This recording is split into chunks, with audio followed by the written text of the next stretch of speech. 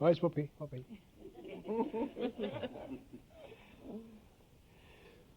Fait que je fais des lectures pour me mettre en matière, là.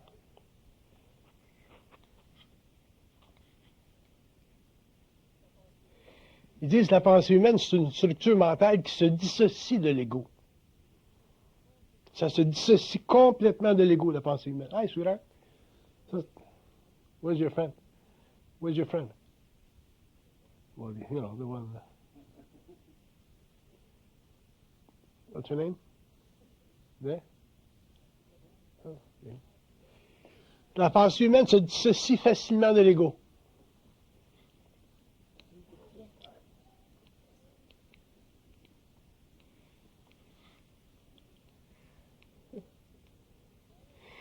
Ils disent, dans la mesure où l'ego... Attends une minute. Dans la mesure où l'ego est volontaire à se dissocier d'elle. Ça se comprend-tu, ça? Est-ce que tu comprends ça? Oui. Ça se dissocie de l'ego dans la mesure où l'ego peut se dissocier d'elle.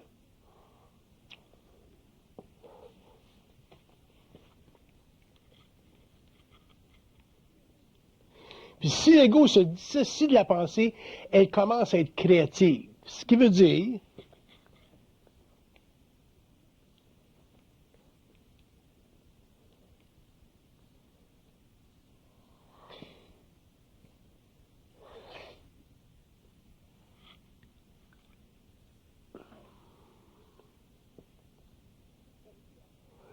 Il dit, ça veut dire, à ce moment-là, la pensée, elle peut pénétrer des arcanes de la nature qui sont fermés à la pensée rationnelle.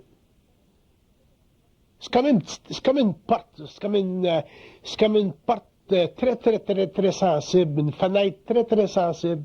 Si l'ego est capable de se dissocier de la pensée devient créative dans le sens que elle peut entrer dans les arcanes de la nature.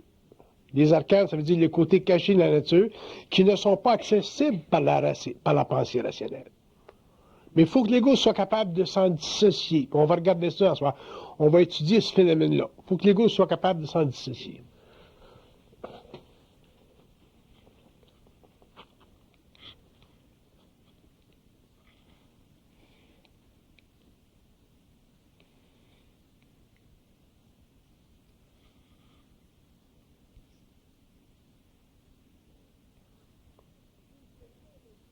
Ils disent que l'ego a de la difficulté à s'en dissocier de la pensée parce qu'il a été scolarisé pendant l'évolution.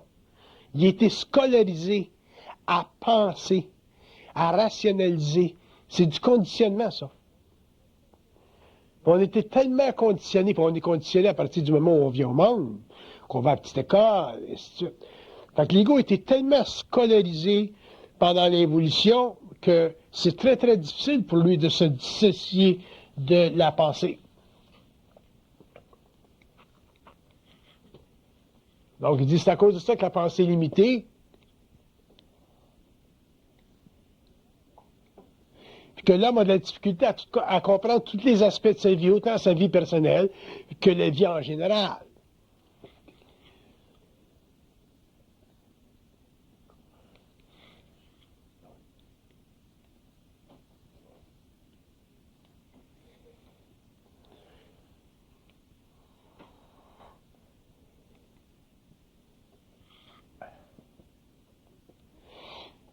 Puis il dit, pour que l'homme en arrive à s'en libérer de cette limitation-là, il va falloir un jour, au cours de l'évolution de la conscience sur la Terre, qu'il en arrive à faire une connexion entre sa pensée et ce qu'ils appellent, eux autres, l'antitésation de la pensée.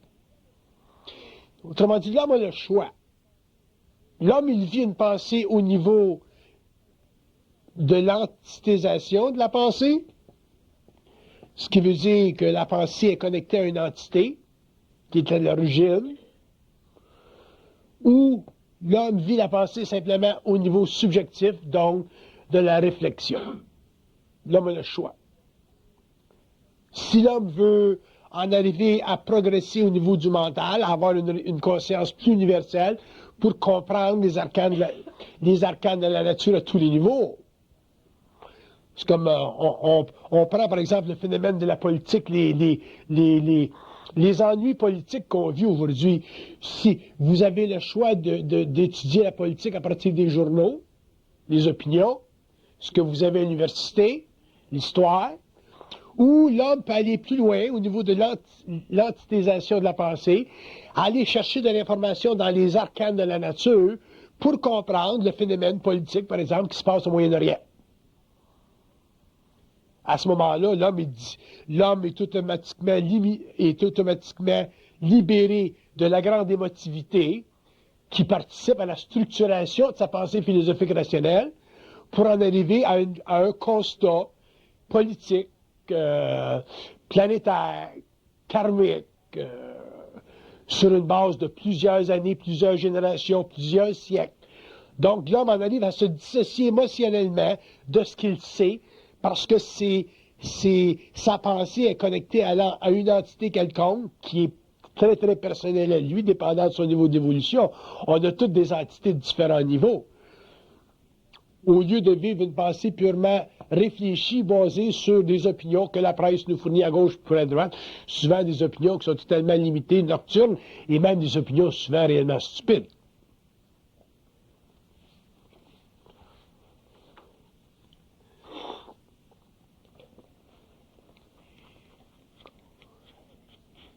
Ils disent que la limite de la pensée est la cause, est à l'origine de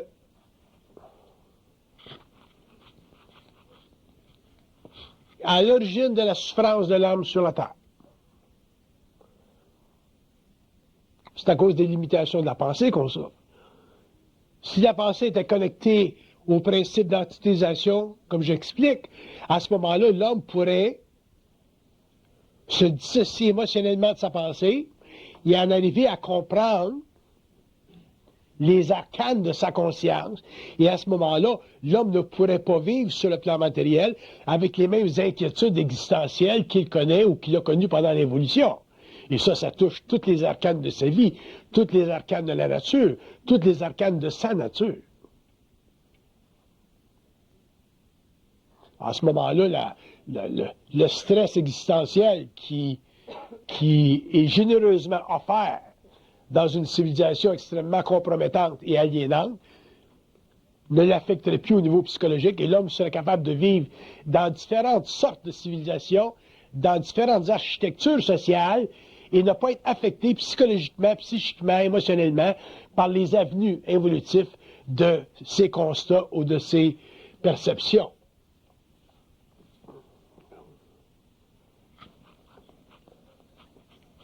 Ils disent que la limitation de la pensée, c'est un des grands problèmes de l'humanité sur la Terre. Et si vous extrapolez sur la problématique de cette limitation-là, vous regardez l'histoire de l'homme, vous regardez l'histoire des religions, l'histoire des politiques, l'histoire des religions et des politiques mélangées, comme on vit là, et vous avez suffisamment de problèmes ou dans le chaudron social ou dans le chaudron international pour avoir de l'angoisse pour le restant de vos jours.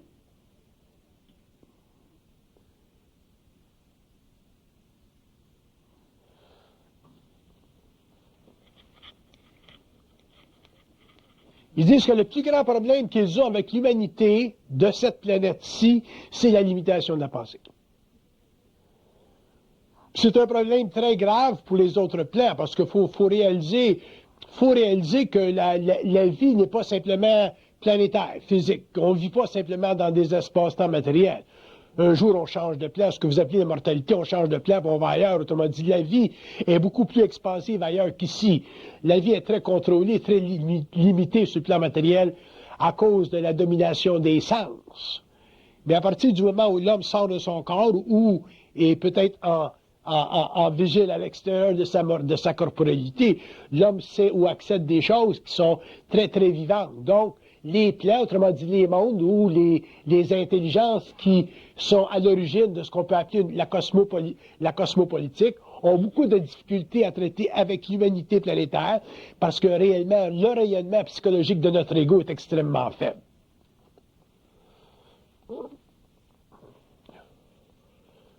cette faiblesse-là, cette diminution-là de la conscience humaine sur la Terre est à l'origine ou fait partie des structures de ce qu'on appelle l'involution. L'involution, c'est-à-dire la descente de l'ego dans la matière. Avec l'évolution, autrement dit, la reprise de la conscience de l'homme et le recontact, la refacture de sa conscience au cours des générations, des siècles à venir, on appellera ça l'évolution, puis éventuellement, l'homme en arrivera éventuellement à reconquérir la totalité de son territoire psychique, parce qu'aujourd'hui, l'homme existe très, très peu sur le plan psychique. Il existe plutôt sur le plan psychologique, réflectif de son ego, dans une conscience matérialisée, cristallisée par ses sens.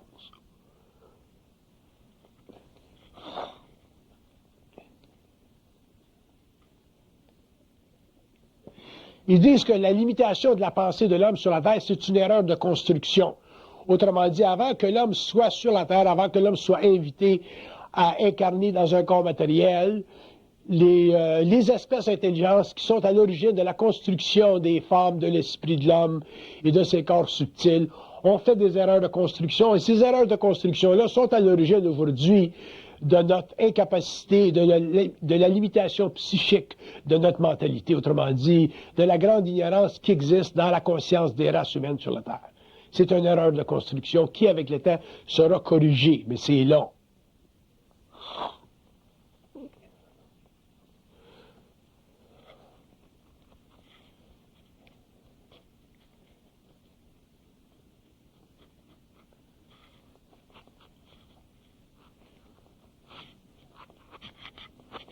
Ils disent en effet, c'est la limitation de la pensée humaine, c'est une erreur de construction au niveau des architectures du mental, et ainsi de suite.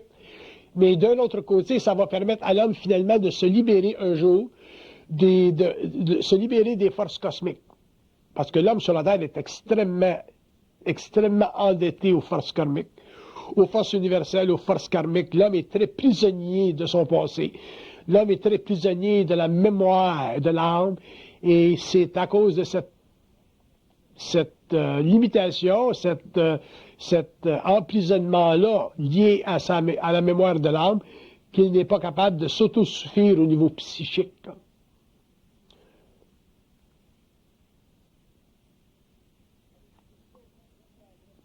Mais avec l'évolution, l'homme reprendra sa conscience et aura complètement accès aux archives universelles qui font partie de sa conscience universelle. À ce moment-là, l'homme sera réellement un être intégral et ne participera plus à la conscience de l'humanité.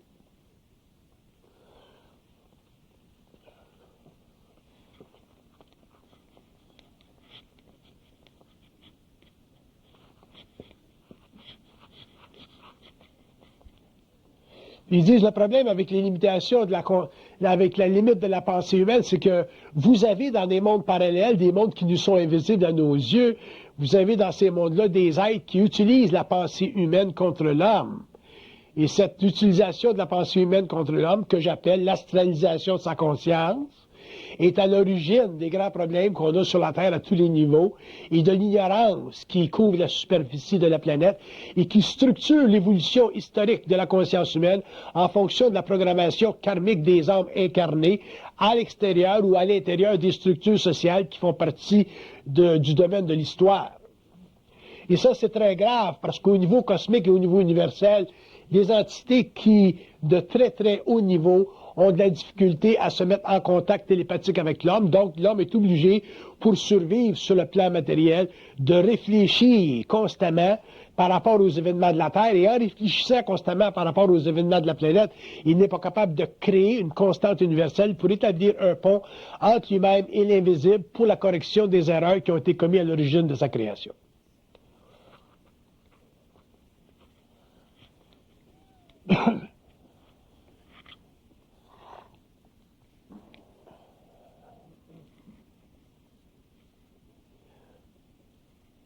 Question?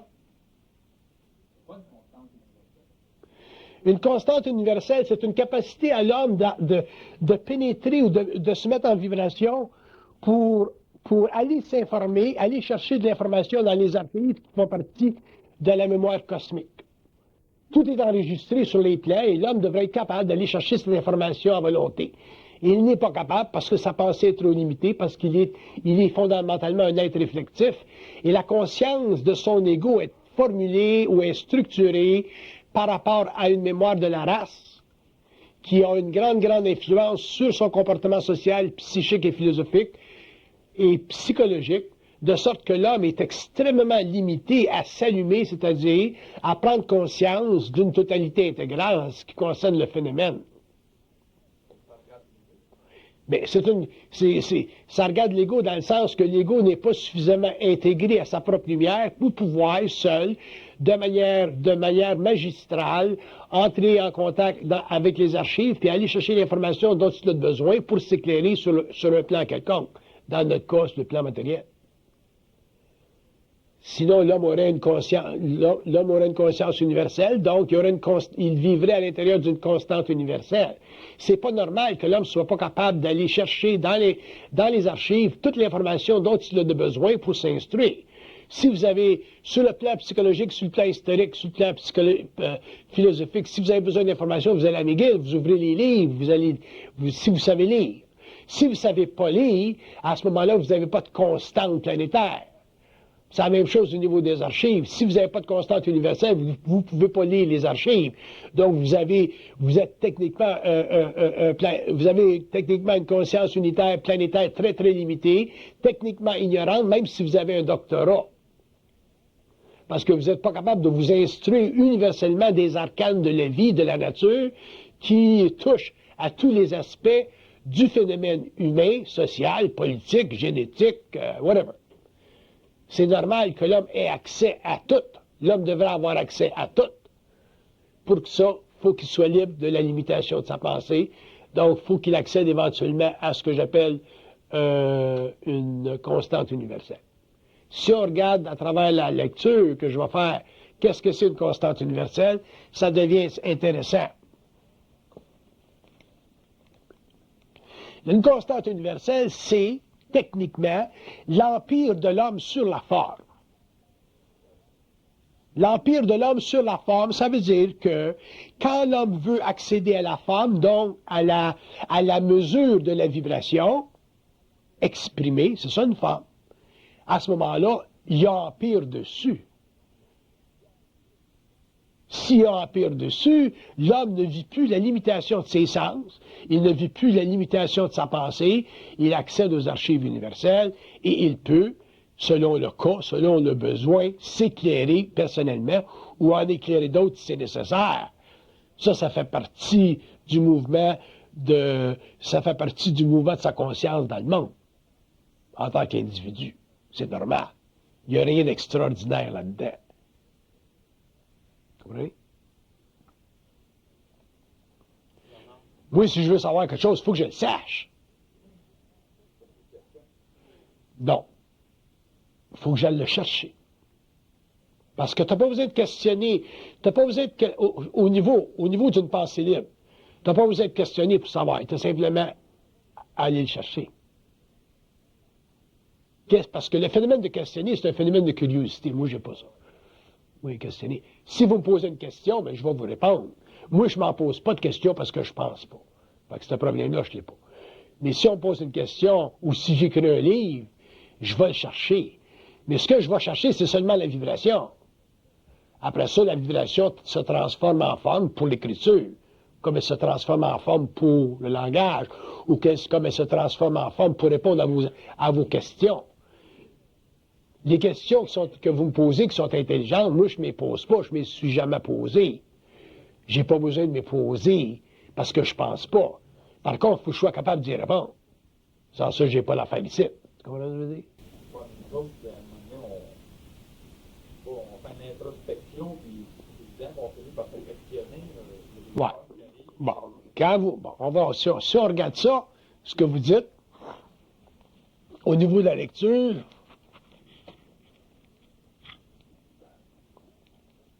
votre introspection, c'est le début du mouvement de votre conscience vers une infinité.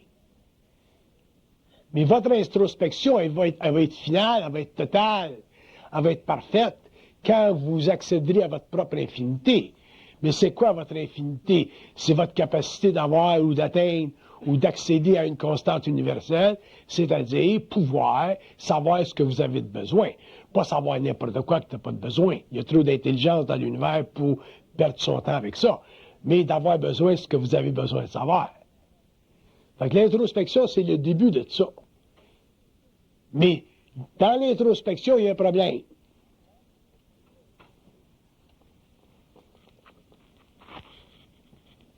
Dans l'introspection, il y a toujours le problème qu'il y a une réflexion un petit peu. Il y a toujours un petit peu de réflexion dans l'introspection. Et il y a un problème avec la réflexion, c'est que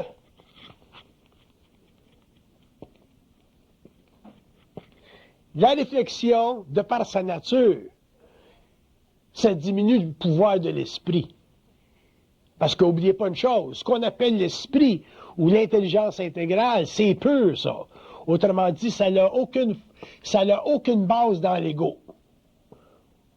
Alors, si c'est pur, ça n'a pas de base dans l'ego, il faut absolument que l'ego, lui, en tant que vecteur humain, soit capable d'accepter l'infinité de cette affaire-là. Pour ça, il faut que l'ego soit capable d'accepter ça sans vivre le doute de ça. Là, il est là, le touch. Il est là, le test. Fait que quand vous faites de l'introspection, vous allez aller aussi loin que votre ego vous le permet. C'est ça le problème de l'introspection. Là, l'ego, à un certain moment donné, vous allez vivre un shutdown. Où vous vivez le shutdown, c'est là que l'infinité apparaît. Vous autres, vous arrêtez là. C'est pour ça que dans l'introspection, ou même dans l'intuition, il y a toujours un peu de réflexion de l'ego. C'est pour ça que ça fait aussi partie des outer limits de la pensée limitée. Mais c'est déjà un mouvement créatif, partiel. OK?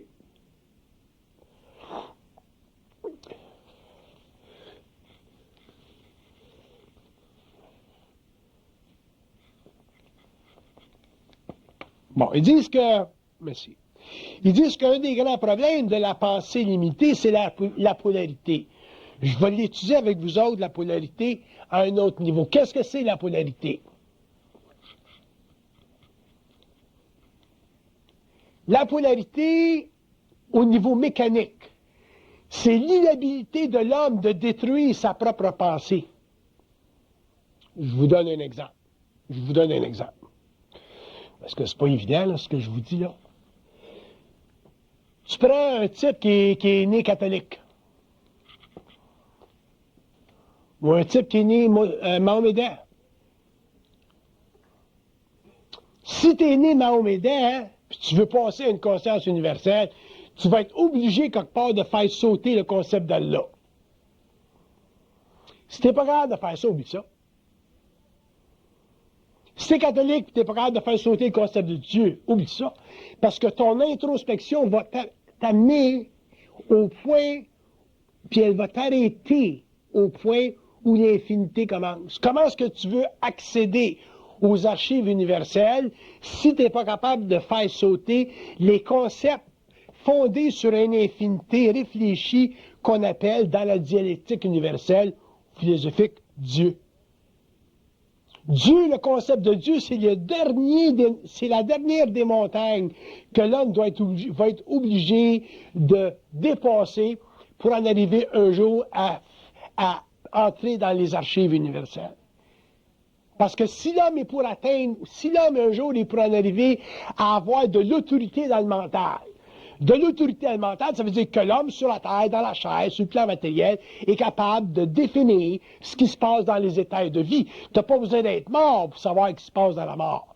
Tu n'as pas besoin d'être mort pour parler aux morts. Il faut que l'homme soit libre de pouvoir exercer sa conscience universelle en fonction justement de cette liberté de penser. Mais s'il n'est pas capable d'éliminer le grand concept qui a dominé sa conscience évolutive, qui est le concept de Dieu, que ce soit au niveau catholique, musulman ou n'importe quoi, à ce moment-là, il ne pourra jamais en arriver à entrer dans les arcanes universels. Il va toujours rester prisonnier de la mémoire de la race. Tu comprends ce que je veux dire? pour le faire, pour sortir de cette mémoire-là, il faut éventuellement que l'homme subisse le test de la polarité. La polarité, ça veut dire que il y a deux forces dans l'homme. Il y a une force positive puis une force négative. La force positive, c'est ce qui est bon. La force négative, c'est ce qui est mauvais.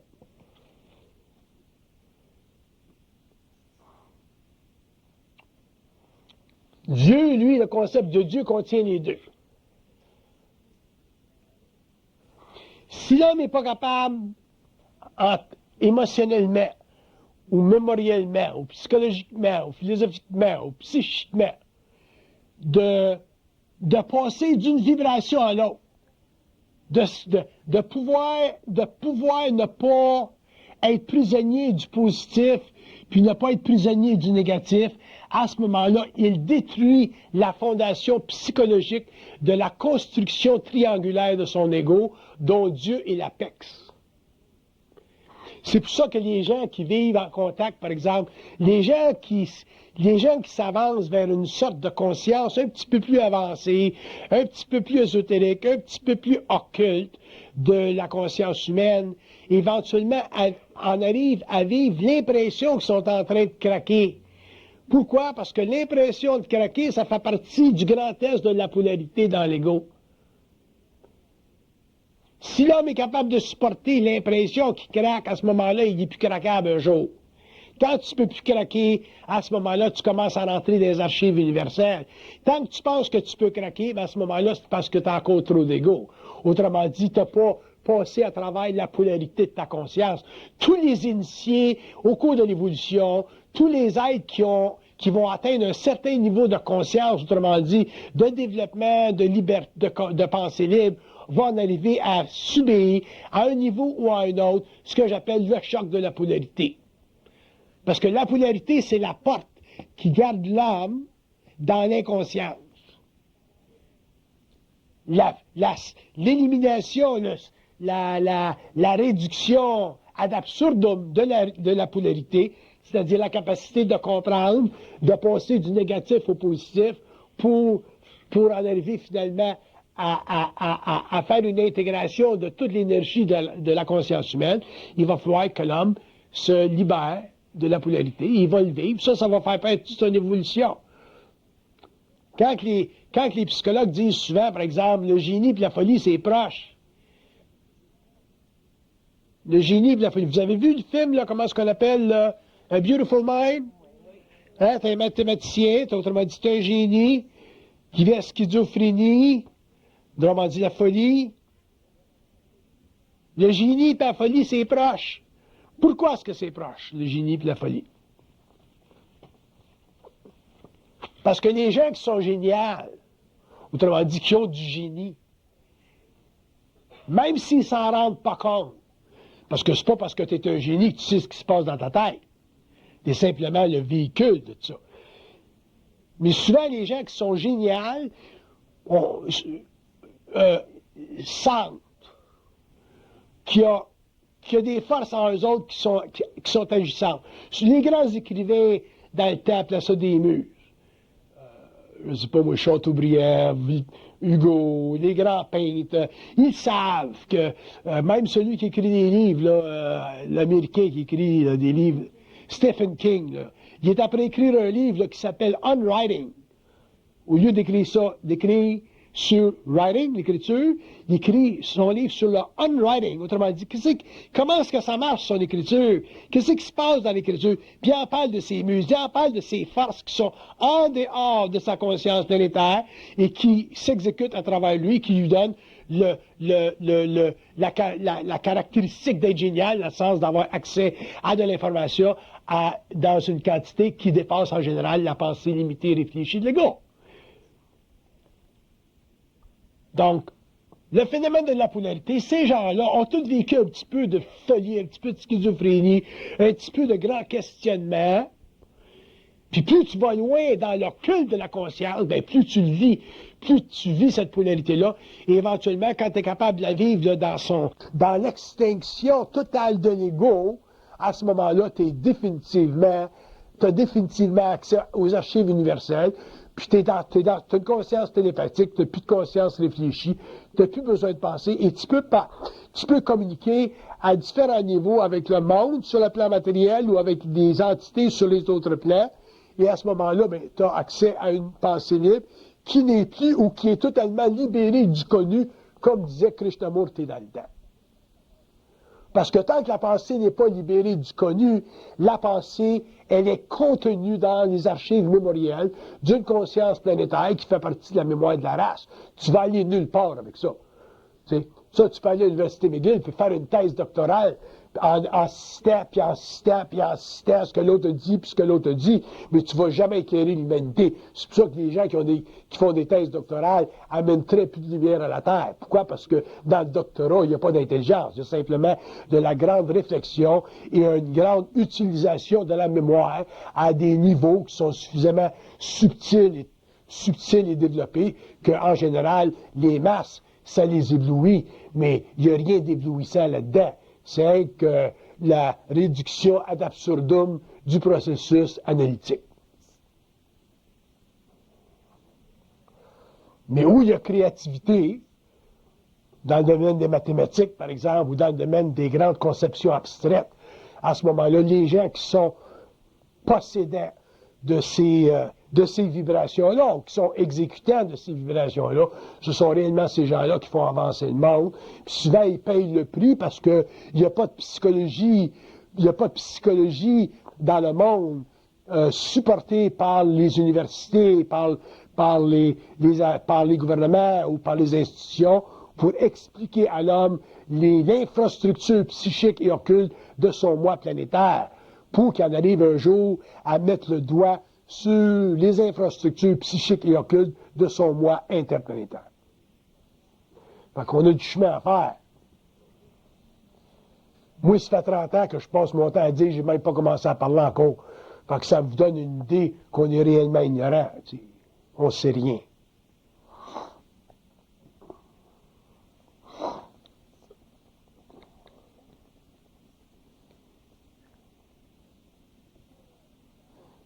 Pour rentrer dans l'absence de limitation de la pensée, il faut avoir en tant qu'ego une très grande aversion pour la pensée. Si tu n'as pas d'aversion pour la pensée, c'est évident que l'homme ne pourra pas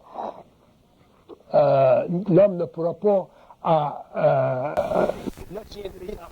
Si t'en as 4, là, tu vas rire. Moi, j'en ai 5000 gens dans la province de Québec qui parlent de ça. Ben, je viens de régler mon affaire. Mais la seule différence, c'est que moi, la différence entre moi et vous autres, c'est que moi, j'ai commencé tout seul à parler de ça, là. Fait que là, c'était tough, parce que j'avais pas de chum dans ce temps-là pour dire, je suis correct. Je me rappelle, moi, à Sarena, quand je me parlais de ça. J'étais dans la jungle au Mexique à parler de ça. C'était loin longtemps, ça. Oui, mais ça, c'est m'a protégé contre des accidents d'automobile. Parce que je te dis que j'étais pas mal sauté dans ce temps-là. Bon, fait que, arrêtez donc de questionner. Mauvaise habitude. Ils disent que l'ego se donne des problèmes. Exemple. Donnez-vous des problèmes. Bon, si vous êtes un chrétien ou si vous êtes un musulman, ben, donnez-vous le problème. Allah, il existe-tu ou non, il n'existe pas? Dieu existe-tu ou il n'existe pas? C'est peut-être plus dur pour un musulman de répondre à ça qu'un chrétien. Mais c'est un bon départ, ça. Dieu existe-tu pour vous ou il n'existe pas? Checkez ça. Si vous êtes un ancien curé, une ancienne sœur, si vous avez été bien religieux, si vous avez un certain âge, checkez ça. Dieu existe-tu? Comment est-ce que vous allez... Parce qu'il faut résoudre le problème de Dieu un jour. Pourquoi?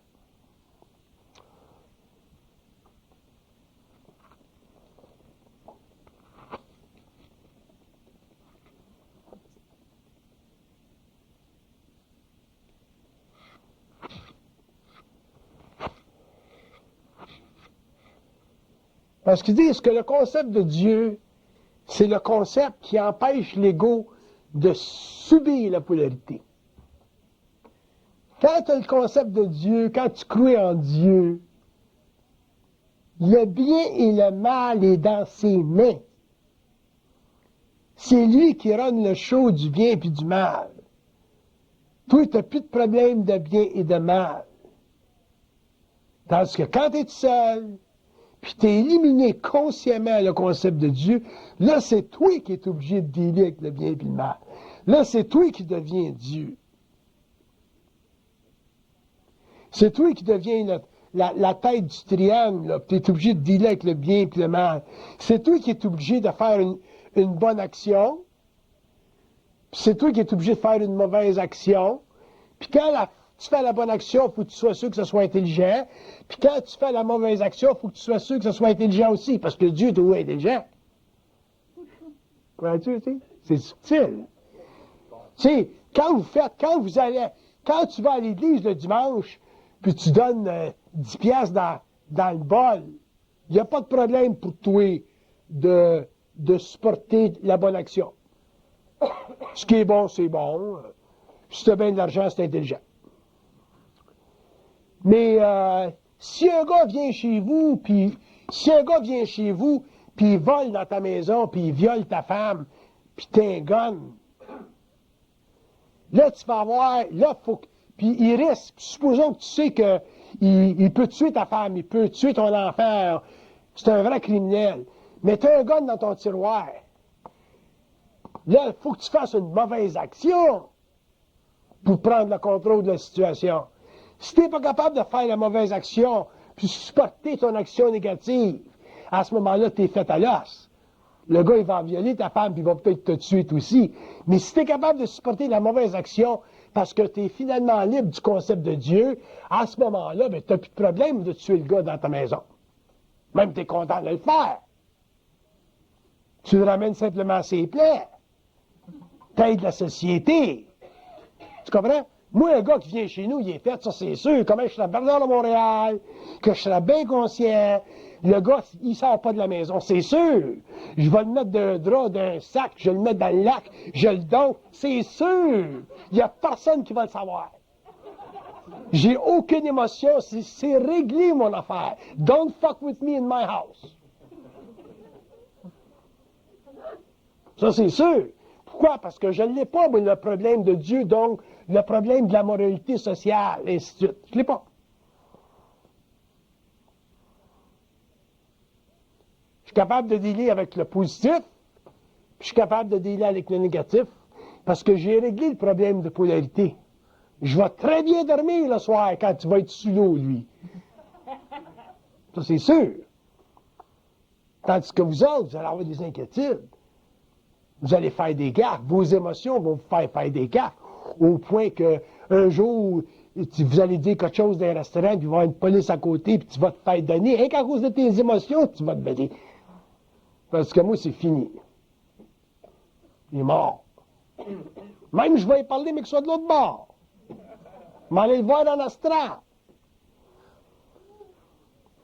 Fait que le problème de la polarité, c'est bien, bien important. C'est le grand problème de l'évolution. Puis c'est pour ça que les religions, qui sont très nécessaires pour les masses, ça je suis sûr, puis j'ai pas de problème avec ça, les religions sont très nécessaires pour les masses parce que l'homme est trop ignorant pour passer à la conscience, l'homme a besoin de religion, mais les religions ont créé tellement de polarité dans la conscience humaine qu'aujourd'hui, l'homme est émotivement prisonnier de son ego. Rien qu'avec ses émotions spirituelles. L'homme aujourd'hui est prisonnier de son ego, puis ça mène à quoi? Ce qu'on vit dans le monde, les guerres, tout. Mais un jour, ça va disparaître des religions, ça va être très long, parce que l'humanité, c'est un processus évolutionnaire, c'est très long. Regarde ce qui se passe en Palestine, là. En Israël, c'est abominable. Fait que ça fait partie du karma des nations. Ça n'en occupe pas.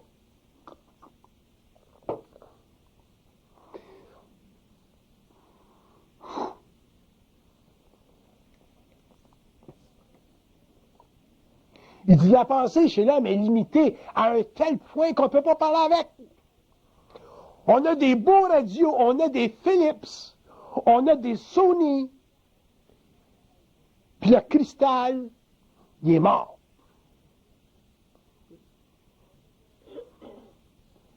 Puis on a des radios parfaits, parfaits. parfait. Il n'y a aucun problème avec l'homme. C'est une machine superbe. Mais on est toujours sur le AM.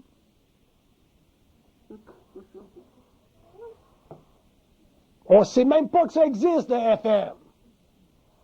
On est sur le AM. Puis c'est le fun, le AM. On a écouté pendant des siècles du AM. On pense que c'est rien que ça qui existe du AM. Tu dis au gars, il y a un FM. Ben non, c'est rien que du AM.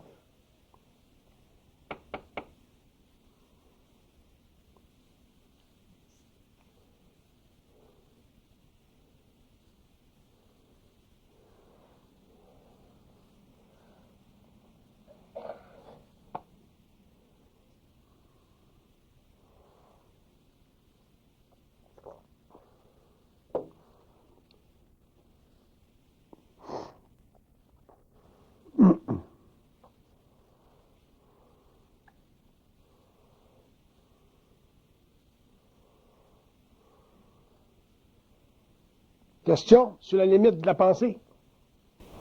Est-ce que l'élargissement de la pensée, ça va avec l'ouverture de la conscience, l'agrandissement de la conscience? Ça fait partie de ça.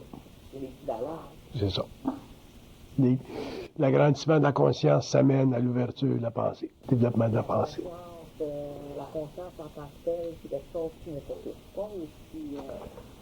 La conscience en tant que telle?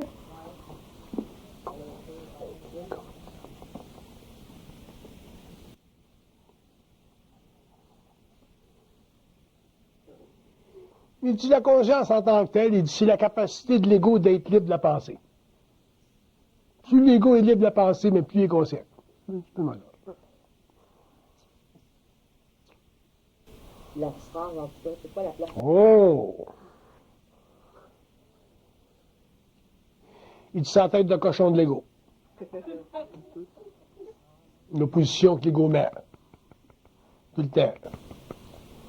C'est-à-dire que l'ego ne voudrait pas évoluer dans le fond.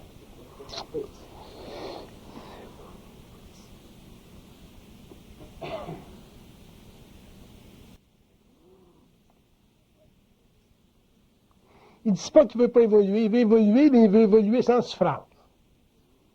Ça, c'est pas possible.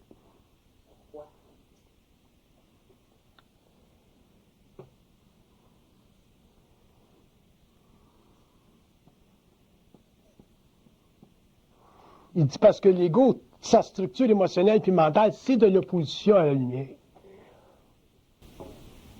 Comme la lumière ne confère aucune souffrance. Non, la lumière n'a pas de souffrance. C'est qu'à 40. C'est pas la lumière. C'est toujours l'ego. Mais l'ego, c'est le plan. C'est parce que tu parles au niveau international, par exemple, c'est toujours un ego plus ou moins évolué selon l'individu. C'est ça. Dépendamment de cheminement formation. C'est ça. Puis le cerveau est nécessité d'un certain niveau. C'est ça. Exactement. Question?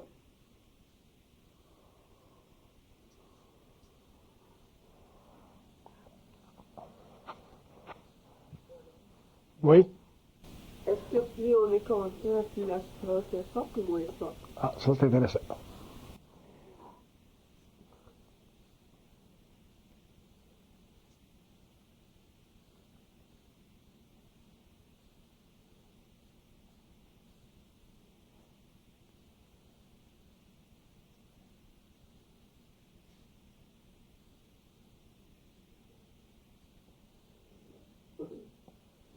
Il dit, plus vous êtes conscient, il dit, plus notre présence est forte, leur présence est forte en nous autres. Puis le fait de leur présence, quand tu prends conscience que tu es réellement habité des autres plans, à ce moment-là, leur présence est très forte, donc leur volonté est très grande, puis ça, c'est dur pour l'ego. Ça, c'est dur. C'est dur.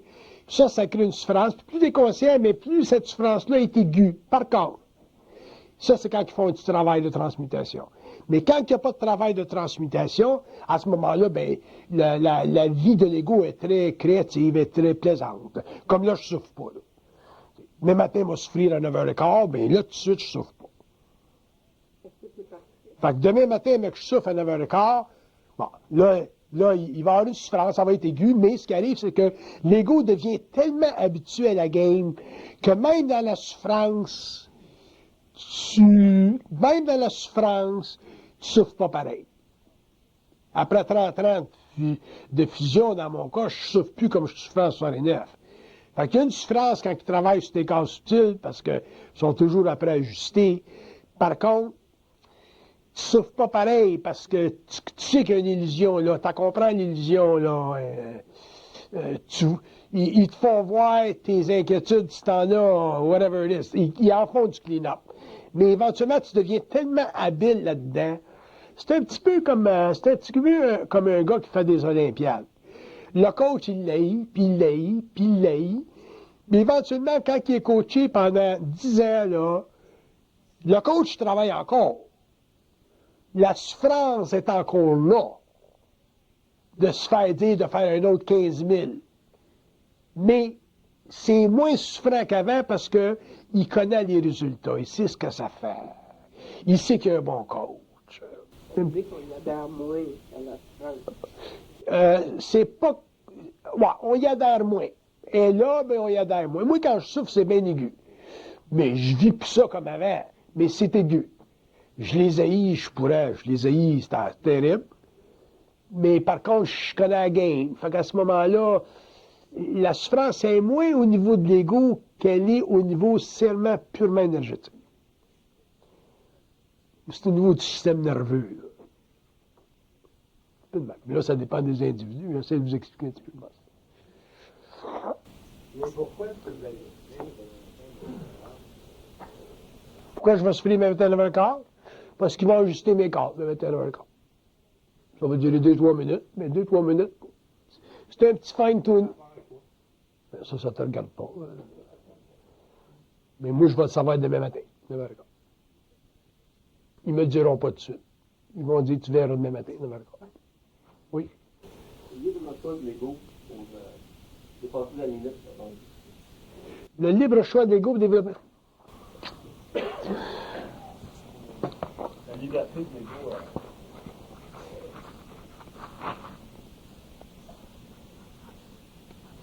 Il dit quand il en arrive à développer, à dépasser les craintes qui sont connectées à ça.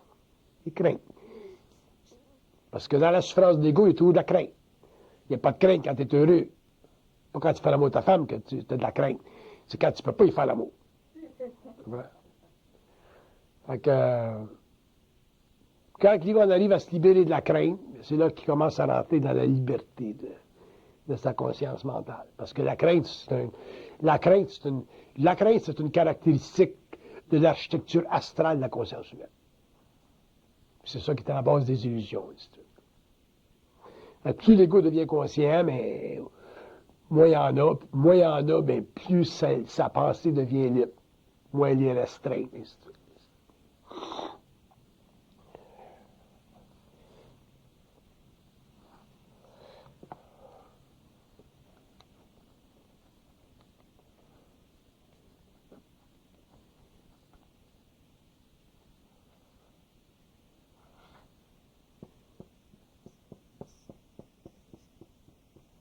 Ils disent que la pensée de l'âme est trop limitée, à ce moment-là, ça permet à des entités astrales de rentrer dans la conscience de l'homme, au lieu qu'il soit en contact avec sa source. C'est pour ça que c'est dangereux, la limite de la pensée. Les gens, par exemple, qui vivent la folie, et ainsi de suite, c'est des pensées trop limitées, ça. Fait qu'à ce moment-là, ben, l'astral rentre en jeu, là, tu as des entités, tu as des problèmes de maladie mentale. Puis comme j'ai dit, il y a 20 ans, au 21e siècle, le grand problème de l'humanité, ça va être la maladie mentale. Parce que l'homme devient de plus en plus incapable de traiter avec l'aliénation que lui impose une société mécanique. Fait que si l'homme n'est pas solide mentalement, émotionnellement, et ainsi de suite, avec ce qui se passe et ce qui va se passer, il va avoir beaucoup de maladies mentales. Ça fait partie des limites de la pensée. Tandis que si l'homme était réellement libre dans sa conscience mentale, quelles que soient les conditions de l'évolution, les conditions historiques de la Terre, à l'avenir, à tous les niveaux, l'homme ne sera jamais affecté par ce qui se passe dans le monde. Vous comprenez?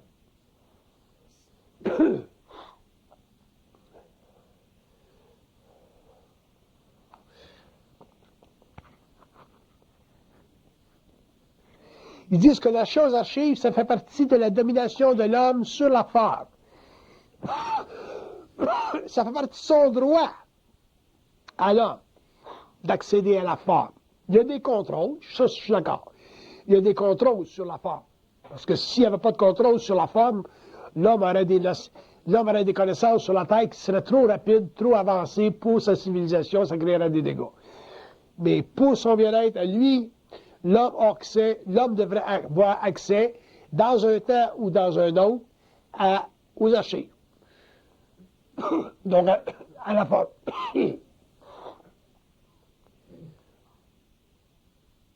C'est un droit qui revient naturel, ça. Mais ça ne peut pas y être donné gratuitement. Il faut qu'il y ait transmutation de séquences subtiles. Parce que si l'homme était donné une conscience libre, comme ça, qu'il avait accès aux archives, à toutes ces connaissances-là, et qu'il y aurait de la réflexion dans l'ego, ben, l'homme voudrait posséder l'homme, ce serait de la domination abominable. Puis on aurait de la magie noire sur la terre. Fait que ça ne sera jamais permis, ça.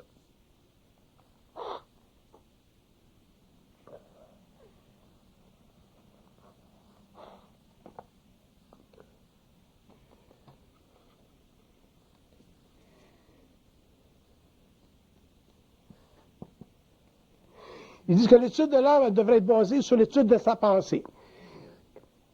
Quand vous pensez à quelque chose, vous devriez être capable de l'étudier, de le comprendre, de le savoir. Pourquoi vous pensez de même? Si vous n'êtes pas capable d'évaluer votre pensée, surtout quand votre pensée est traumatisante ou aliénante à ce moment-là, bien, vous êtes prisonnier de cette pensée-là. Et en tant qu'égo, vous allez en souffrir. Vous êtes supposé de savoir qu'est-ce qui se passe dans votre tête. Fait que si tu as une pensée dans ta tête comme qui te passe dans ta tête comme t'es jaloux, ou t'es paresseux, ou t'es ci, ou t'es ça, faut que tu saches qu'est-ce qui se passe dans ta tête. Si tu ne sais pas ce qui se passe dans ta tête à ce moment-là, ta pensée est extrêmement limitée, extrêmement limitative, puis à ce moment-là, tu as un problème psychologique parce que tu vas croire que ce qui se passe dans ta tête, c'est réel. Tu vas croire que tu es jaloux, puis tu vas croire que tu es paresseux, alors que c'est simplement de la manipulation à partir du plan astral par une entité qui essaie de taper sur ta ligne. La lumière ne parle pas à l'homme de même. Fait que le problème de la limitation de la pensée chez l'homme, c'est un problème qui est très grave. Et on le réalise au fur et à mesure qu'on évolue.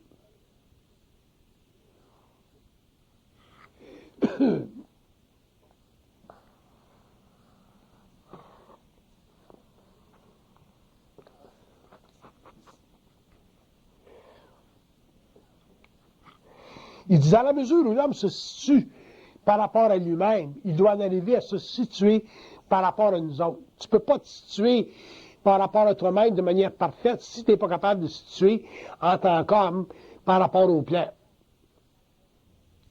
Puis ça, c'est un exercice en conscience. C'est un exercice en conscience. Fait que si tu as des pensées comme une pensée comme t'es jalouse, ou t'es jaloux, ou t'es paresseux, puis que vous savez que la pensée vient d'ailleurs, à ce moment-là, tu es capable de questionner la validité de cette pensée-là. Fait qu'à ce moment-là, tu te situes par rapport au plan. En te situant par rapport au plan, si ça vient du plan astral, autrement dit, des niaiseux dans le plan astral, tu vas le savoir, fait que là, automatiquement, tu vas t'en libérer. Puis si ça vient du plan mental, mais tu vas savoir simplement qu'il faut un travail sur ta conscience psychologique pour voir jusqu'à quel point tu pognes dans la game. Fait que tu peux pas... La grande histoire de se connaître soi-même, c'est facile de se connaître soi-même. C'est pas aussi compliqué que Socrate le dit. C'est bien plus facile. Par contre, c'est beaucoup plus dur. C'est facile si tu as accès au plan, puis c'est dur si tu as une pensée limitée par la réflexion. Et tout ça, ça demande la transmutation du corps mental de l'homme, puis la transmutation de ses émotions, puis c'est ça qu'on appelle